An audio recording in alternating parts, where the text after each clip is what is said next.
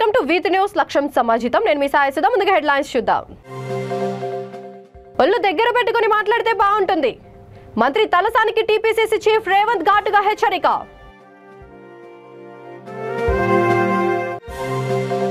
పంచాయతీ కార్యదర్శుల సర్వీసులను రెగ్యులర్ చేయాలి. బీసీ సంక్షేమ సంఘం జాతీయ అధ్యక్షుడు MP Krishnaiah demand. CM Jagan చొరవతోనే సాంఘిక సంక్షేమ గురుకులాల్లో ఉత్తమ ఫలితాలు. సాంఘిక సంక్షేమ శాఖ మంత్రి మెరుగు నాగార్జున స్పష్టీకరణ.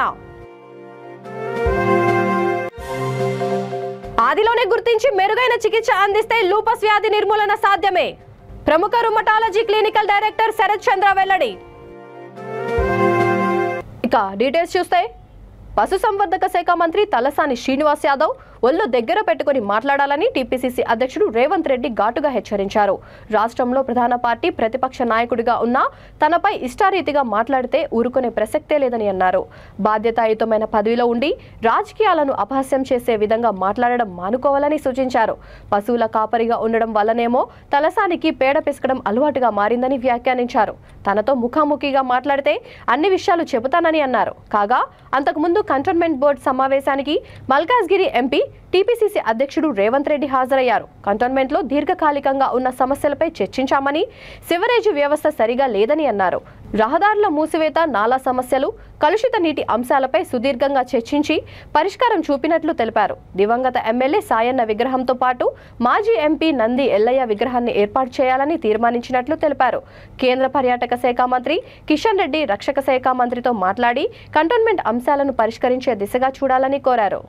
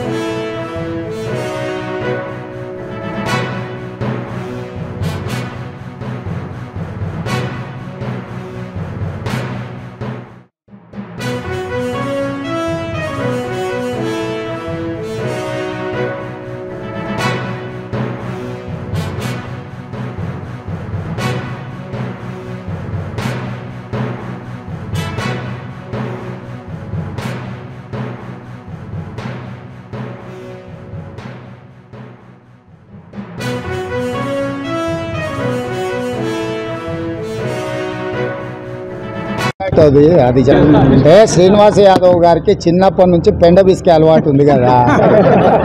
ఎందుకంటే దున్నపోతులను కాసిండు కాబట్టి చాలా కాలం దున్నపోతులతో తిరిగి ఆయన కూడా ఆయన దున్నపోత అనుకుంటున్నాడేమో.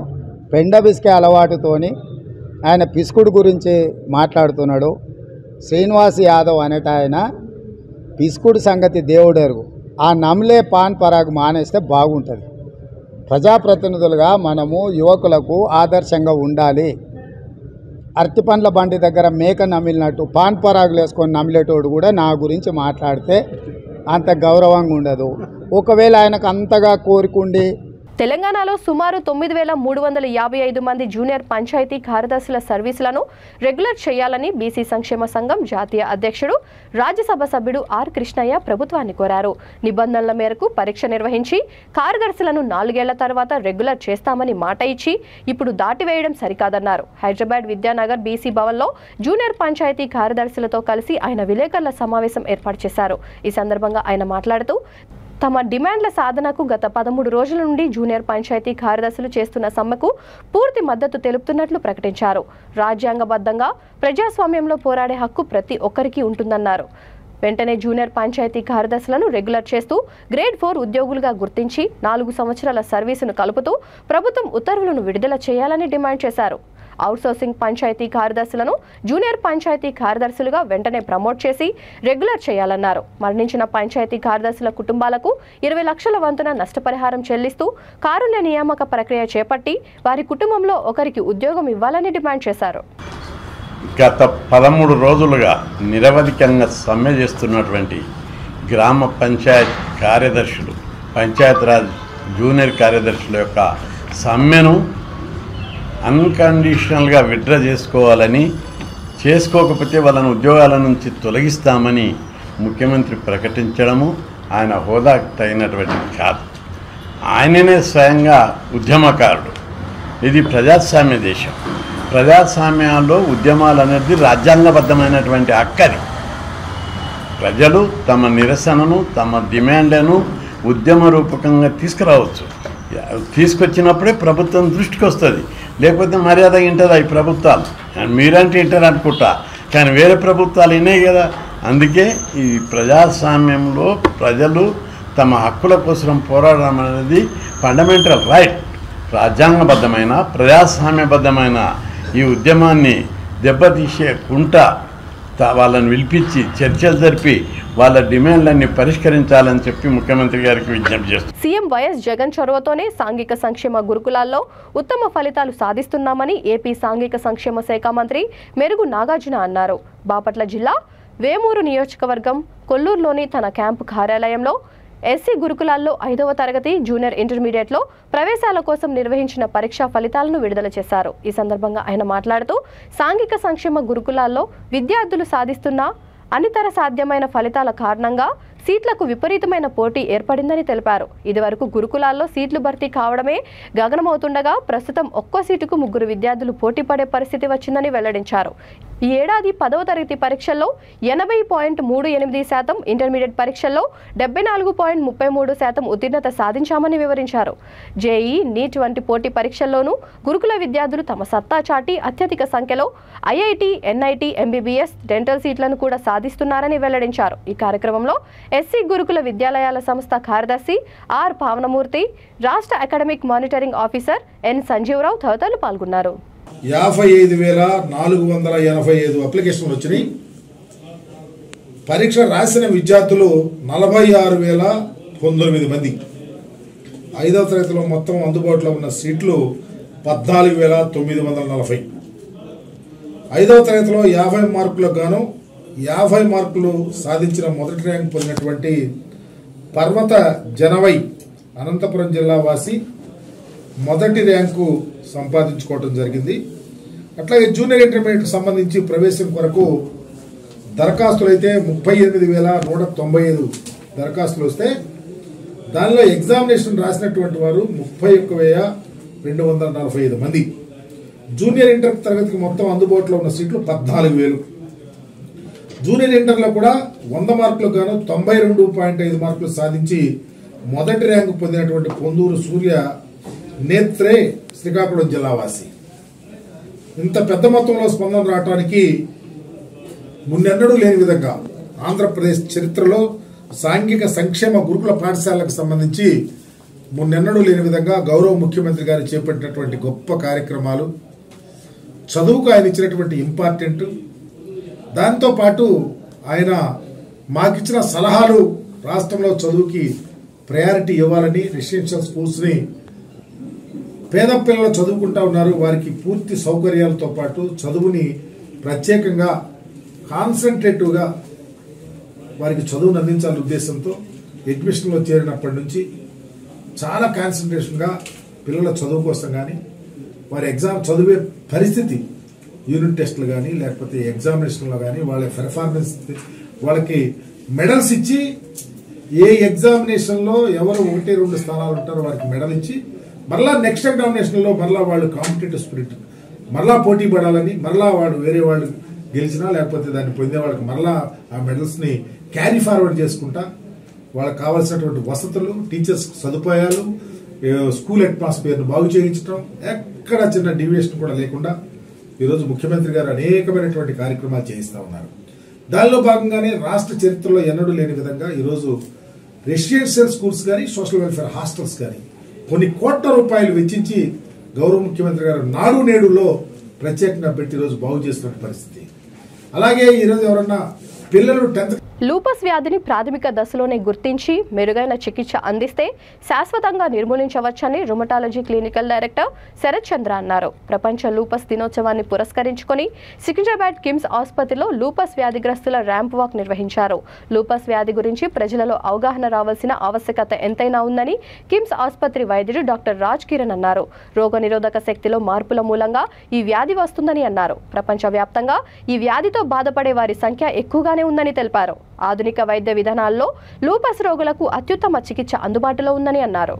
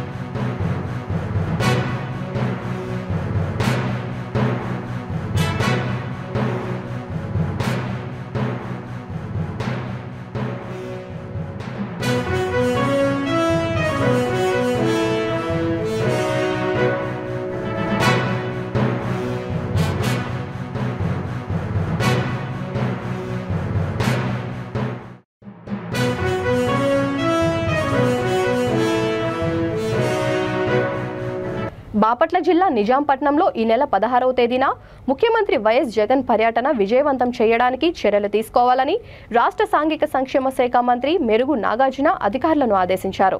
సీఎం పర్యటన నేపథ్యంలో తీసుకోవాల్సిన చర్యలు, ఏర్పాట్లపై నిజాంపట్నం మండలం కేంద్రంలోని వాసవి కళ్యాణ మండపంలో అధికారులతో జిల్లా కలెక్టర్ పి రంజిత్ బాషాతో కలిసి సమీక్ష సమావేశం నిర్వహించారు. ఈ సందర్భంగా ఆయన మాట్లాడుతూ మత్స్యకార భరోసా కార్యక్రమం విజయవంతం చేయడానికి ప్రతి ఒక్కరూ కృషి చేయాలని కోరారు. సీఎం సభ ఏర్పాట్లను, హెలీప్యాడ్లను రాజ్యసభ సభ్యుడు మోపిదేవి వెంకటరమణ, ముఖ్యమంత్రి ప్రోగ్రాం కోఆర్డినేటర్ తలశీల రఘురాం, జిల్లా కలెక్టర్ పి రంజిత్ బాషా, జిల్లా ఎస్పీ వకుల్ జిందాల్ తదితరులు పరిశీలించారు.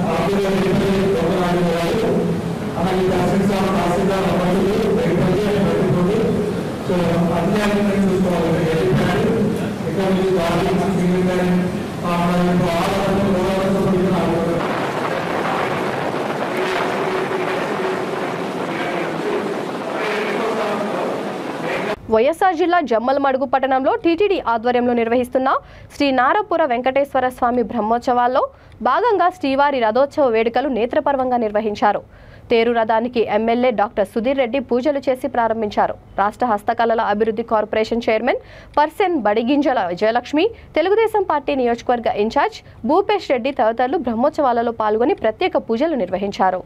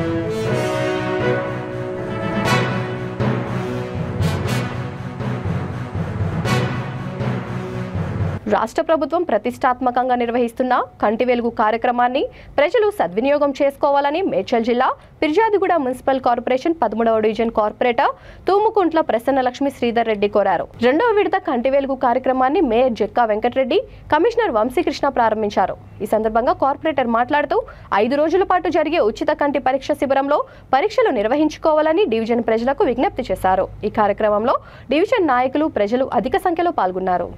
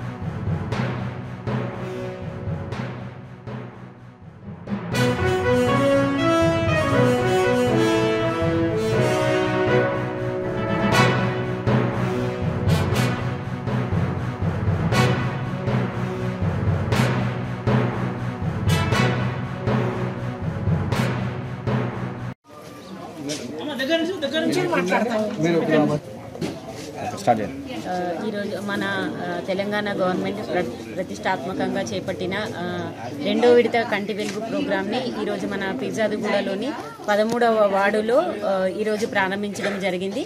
ఈ కార్యక్రమానికి ముఖ్య అతిథులుగా మన కమిషనర్ గారు, మన మేయర్ గారు వచ్చారు.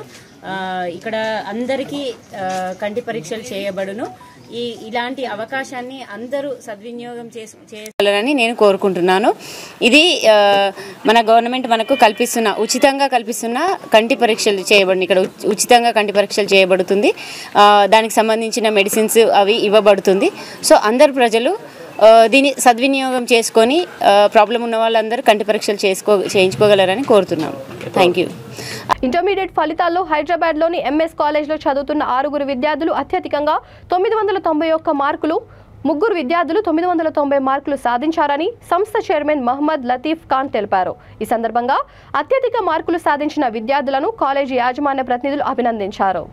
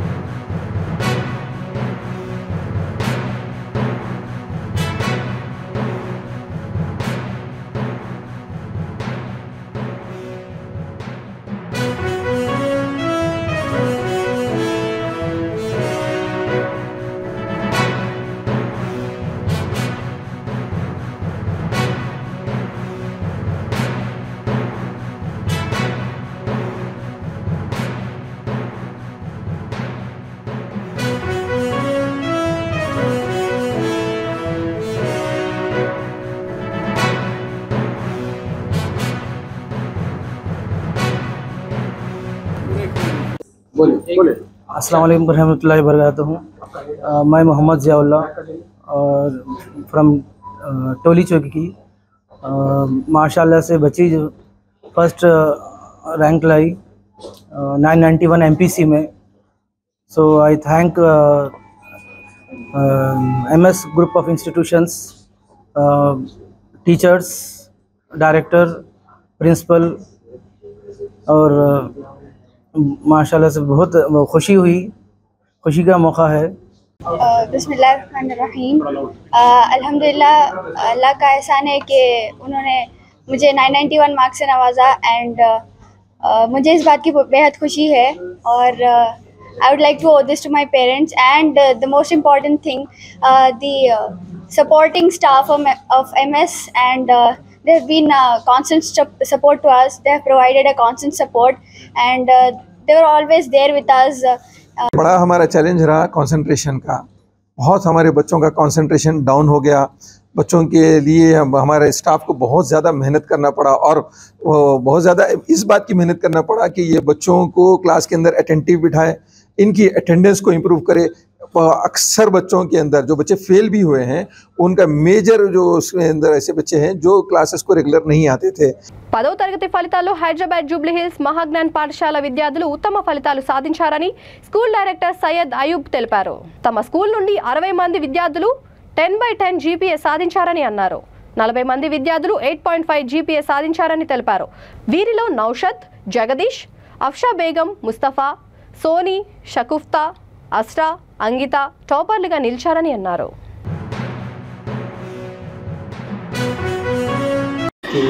Be with this channel. I'm very happy to inform you the results of this year. We are running the school since 17 years. our oldest school is Mahagyan High School, and newly we have started Mahaguru School, which has been 1 year completed successfully.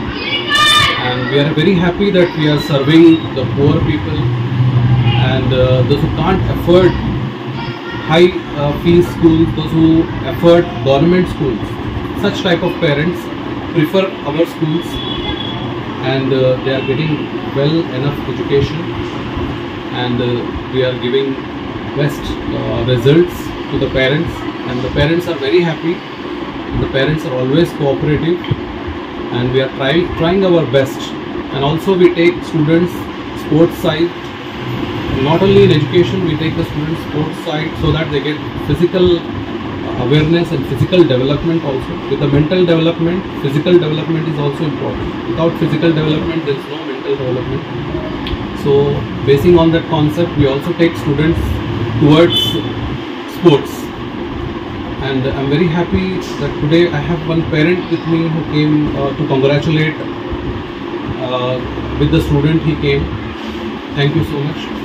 And I'm very happy, and I want to thank my teachers who form a very good team with me. My teachers are very strong team with me.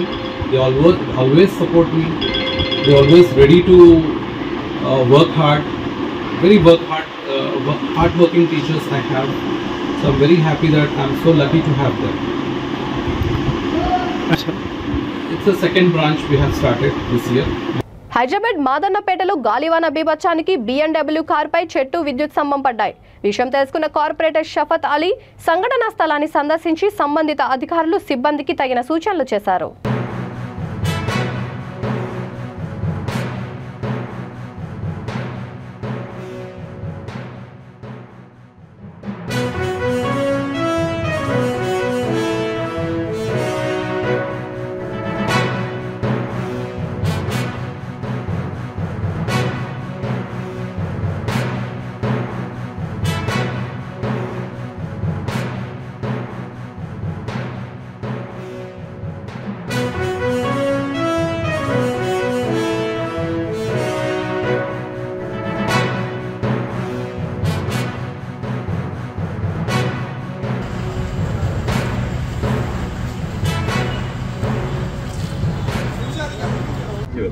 अस्सलाम वालेकुम रहमतुल्लाहि वबरकातुहू। आज मादाना पेट के इलाके में बारिश के चलते यहाँ पे एक झाड़ गिर गया था, जिसकी इत्तला सदर मोहतरम बैरिस्टर असदुद्दीन नबी साहब को मिलने पर और अहमद पाशा खादरी मुकामी MLA को मिलने पर उन्होंने मुझे हिदायत दी, और मैं यहाँ पर आकर देखा हूँ यहाँ के हालात को, और TRF की टीम को इत्तला दी गई और इलेक्ट्रिकल टीम को भी इत्तला दी गई थी। क्या नुकसान हुआ? अभी यहाँ पे कुछ ज़्यादा नुकसान नहीं हुआ। एक यहाँ पे कार ठहरी हुई थी जिसके ऊपर इलेक्ट्रिकल पोल गिर गया था, तो यहाँ पे इलेक्ट्रिकल के कॉन्ट्रैक्टर भी यहाँ मौजूद है। इंशाल्लाह जल्द से जल्द इसकी राहत दी जाएगी। బులెటిన్ ముగించే ముందు హెడ్లైన్స్ మరొకసారి. ఒళ్ళు దగ్గర పెట్టుకొని మాట్లాడితే బాగుంటుంది. మంత్రి తలసానికి టీపీసీసీ చీఫ్ రేవంత్ ఘాటుగా హెచ్చరిక.